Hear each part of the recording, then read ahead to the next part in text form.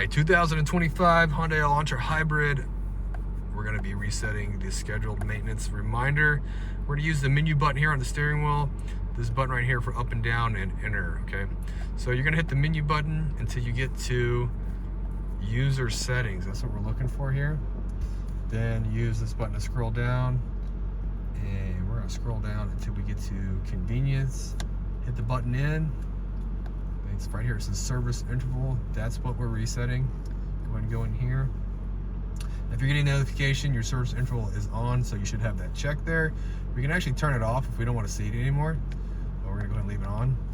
And you can adjust when it's going to pop up. All right. So we are just going to reset. So we're going to go back down to reset. Hit reset. Ask you if you want to reset time distance. Go and hit yes, and that is it. Well, that's it for the maintenance reminders reset. Subscribe to the channel because I make these quick reset videos for tons of different vehicles. So next time a light pops up on your dash, you know exactly where to look. Leave me a comment if this video worked out well for you. Thanks for watching.